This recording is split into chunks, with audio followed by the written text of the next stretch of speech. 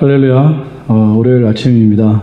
함께 우리가 사도신경 고백하심으로 주님의 임재 가운데 한 걸음 더 나가도록 하겠습니다. 함께 사도신경 고백하십니다. 전능하사 천지를 만드신 하나님 아버지를 내가 믿사오며 그 외아들 우리 주 예수 그리스도를 믿사오니 이는 성령으로 잉태하사 동정녀 마리아에게 낳으시고 본디오 빌라도에게 고난을 받으사 십자가에 못 박혀 죽으시고 장사한 지 사흘 만에 죽은 자 가운데서 다시 살아나시며 하늘에 오르사 전능하신 하나님 우편에 앉아 계시다가 저리로서 산 자와 죽은 자를 심판하러 오시리라.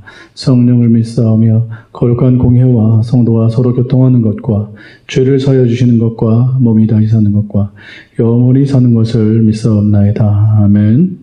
497장 찬양 함께 부르시면서 하나님께 영광 올리시겠습니다. 497장입니다.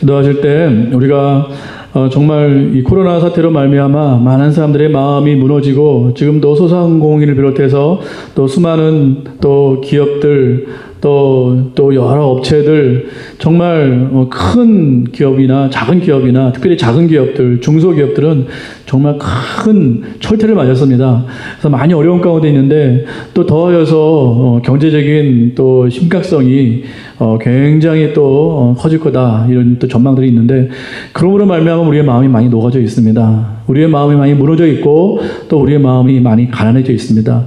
이때가 기회인 줄 믿습니다. 물론 그들이 빨리 회복이 되어야 될 줄 믿습니다.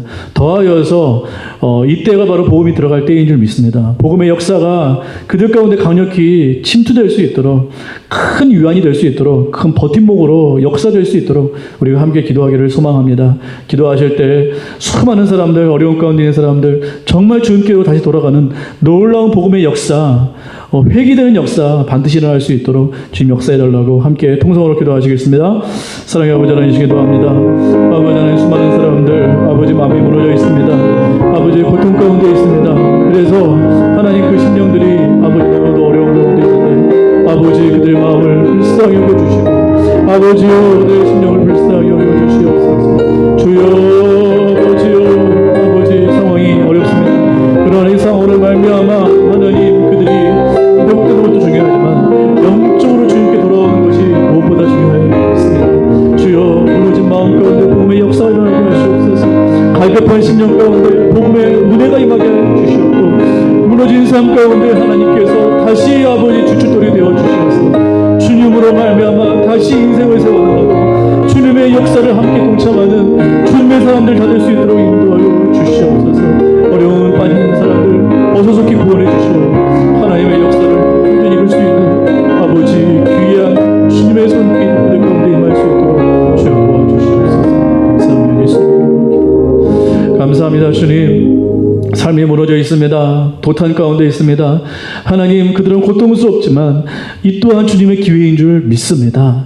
하나님 바라기는 그들의 삶이 복구되기를 원합니다. 그러나 그 전에 그들이 아버지 하나님 영적으로 먼저 복구되기는 놀라운 역사가 일어나길 간절히 소망합니다. 무너진 심령 가운데 복음의 씨를 심어 주시옵소서. 주님을 찾는 그 악마함에 아버지 그 열망과 그 소망과 그 생명이 들어갈 수 있도록 주님 인도하여 주시옵소서. 하나님 간절히 기도합니다. 그들이 이 기회를 통해서 하나님께로 회개되는 놀라운 역사 반드시 이루어 주시옵소서. 감사하며 예수 그리스도 이름으로 기도하옵나이다. 아멘. 함께 마가복음입니다. 16장 9절에서 18절까지의 말씀 읽으시겠습니다. 마가복음 16장 9절에서 18절까지의 말씀입니다. 신약성경 마가복음 16장 9절에서 18절까지의 말씀 다 같이 읽습니다. 시작. 예수께서 안식 후 첫날 이른 아침에 살아나신 후 전에 7 귀신을 쫓아내어 주신 막달라 마리아에게 먼저 보이시니 마리아가 가서 예수와 함께 하던 사람들이 슬퍼하며 울고 있는 중에 이 일을 알림해 그들은 예수께서 살아나셨다는 것과 마리아에게 보이셨다는 것을 믿고도 믿지 아니하니라. 그 후에 그들 중 2 사람이 걸어서 시골로 갈 때 예수께서 다른 모양으로 그들에게 나타나시니 2 사람이 가서 남은 제자들에게 알렸을 때 역시 믿지 아니하니라. 그 후에 11 제자가 음식 먹을 때 예수께서 그들에게 나타나사 그들의 믿음 없는 것과 마음이 완악한 것을 꾸짖으시니 이는 자기가 살아난 것을 본 자들의 말을 믿지 아니함일러라. 또 이르시되 너는 온 천하에 다니며 만민에게 복음을 전파하라. 믿고 세례를 받는 사람은 구원을 얻을 것이요 믿지 아니하는 사람은 정죄를 받으리라. 믿는 자들에게는 이런 표적이 따르리니 곧 그들이 내 이름으로 귀신을 쫓아내며 새 방언을 말하며 뱀을 집어올리며 무슨 독을 맞을지라도 해를 받지 아니하니 병든 사람에게 손을 얹은즉 나리라 하시더라. 아멘. 부활신앙입니다. 부활신앙을 전함에 있어서 마가복음은 한사코 믿음과 결부시켜 얘기하고 있습니다. 마가복음 자체는 믿음을 강조하는 장입니다. 그래서 믿어라, 속히 믿기로 결정해라, 결단하라, 계속해서 그렇게 종용하고 있는 그 책이 바로 마가복음입니다. 특별히 오늘 부활신앙, 우리가 부활주를 맞이하고 그 다음 날이지만 우리가 이 부활신앙을 어떻게 삶 가운데 결부시킬 수 있을까? 그것은 믿어야 된다는 것입니다. 어떻게 하면 삶 가운데 역동하는 믿음으로 결부시킬 수 있을까? 그것은 실제로 그 부활을 믿어야만 그러한 놀라운 역사가 드러나게 된다라고 오늘 본문은 강력하게 촉구하고 있는 것이죠. 오늘 특별히 막달라 마리아에게 나타나셨습니다. 막달라 마리아는 전에 7 귀신을 쫓아준 그러한 여인이었습니다. 그에게 먼저 가서 보이셨는데 그 여인은 만났죠. 그러한 미천한 여인에게 나타나셔서, 미천하다는 것은 이제 지금으로는 통용이 안 되지만 그때는 그랬습니다. 귀신 들렸던 여자, 그런 여자가 무슨 대단한 그런 인물이었겠습니까? 그러한 미천한 여자에게 예수님께서 나타나셔서 제자들에게 먼저 나타나지 않으시고 그러한 여인에게 먼저 나타나셔서 보이셨습니다. 부활하신 예수님의 모습을 보이셨습니다. 이 마리아가 제자들에게 달려갔죠. 그러나 제자들은 믿지 아니하였습니다.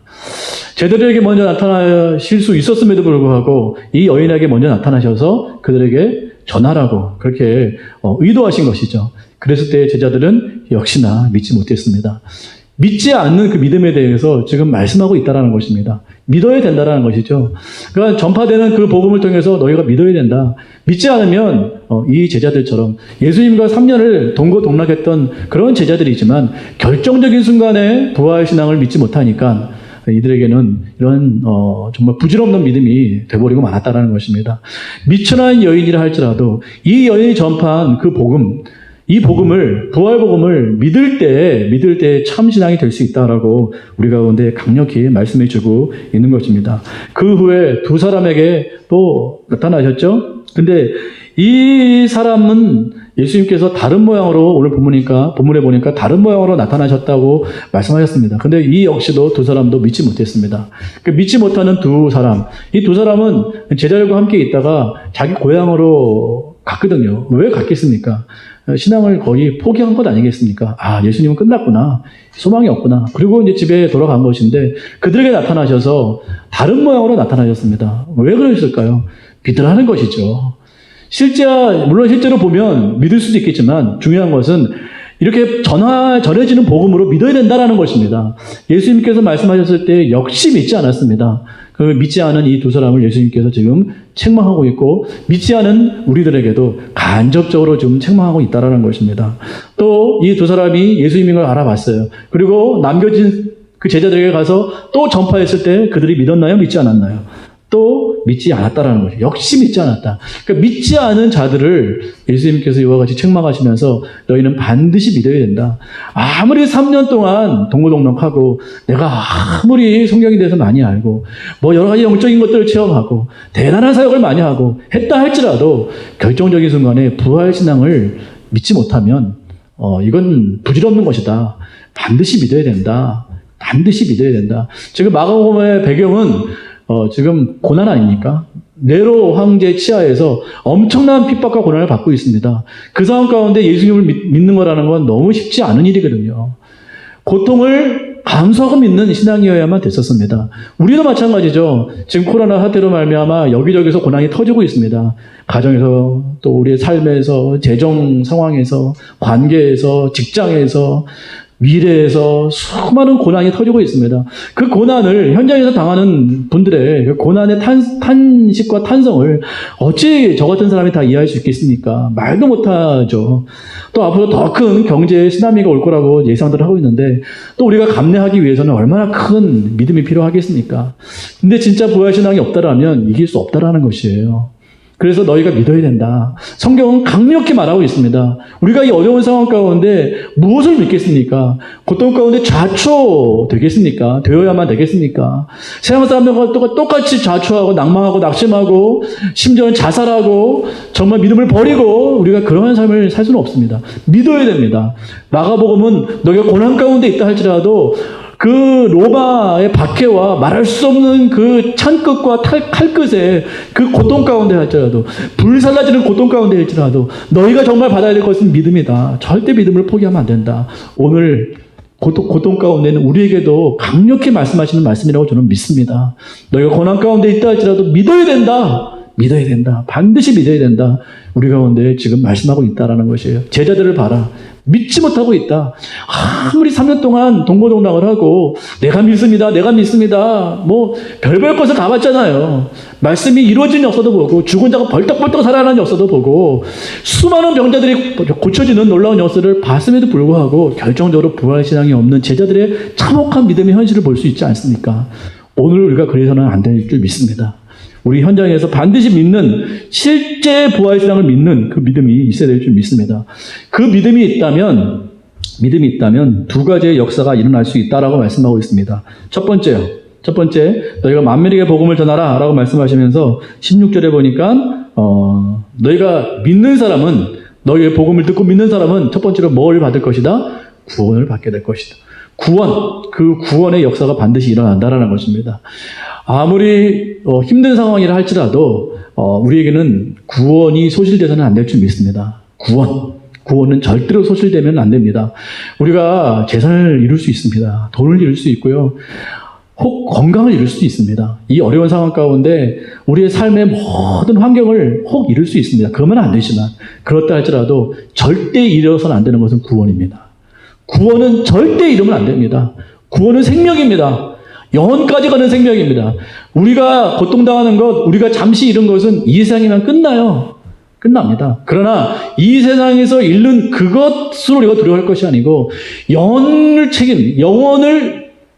책임지고 영원으로 우리를 이끌 그 구원을 우리는 절대 포기하면 안 되고 잃어서는 안 된다라는 것이죠.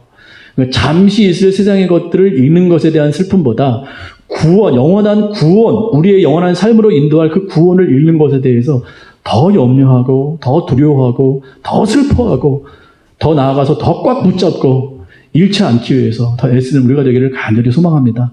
구원이 있어야 됩니다. 정말 구원이 있는 사람은 두려움이 없을 줄 믿습니다. 우리가 복음을 전해야 됩니다. 왜요?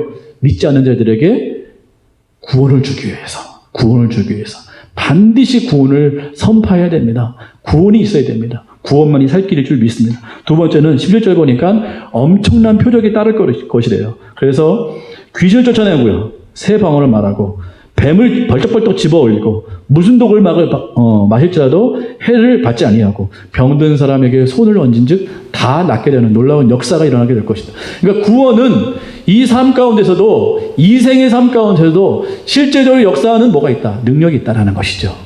이것이 실제적으로 일어날 줄 믿습니다. 이걸 너무 우리가 영적으로 해석할 수도 있겠지만 교훈적으로도 해석할 수 있겠지만 저는 실제적으로 일어난다고 저는 믿습니다. 구원에는 따르는 그 능력이 있다라는 것이에요. 반드시 따르는 능력이 있다라는 것입니다. 능력은 지금 이와 같이 열거했던 대로 이러한 놀라운 역사가 우리의 삶 가운데도 일어나게 될 줄로 믿습니다. 병이 낫습니다. 귀신이 쫓겨납니다. 우리가 손을 얹은즉 병들이 다 고침받은 놀라운 역사가 일어나게 될 줄 믿습니다. 정말 뱀과 같이 무서운 것들 우리가 잡고 그것들을 번쩍번쩍 들어 올리고 그걸 들어 올려서 하나님 놀라운 역사를 이뤄낼 줄 믿습니다. 구원에는 능력이 있어요. 너무 가연적으로 생각 안 했으면 좋겠어요. 허상으로 생각 안 했으면 좋겠습니다. 구원에는 능력이 반드시 따릅니다. 그 능력이 우리의 것이 될 수 있도록 확실하게 믿고 나아가는 우리의 삶이 되기를 간절히 소망합니다.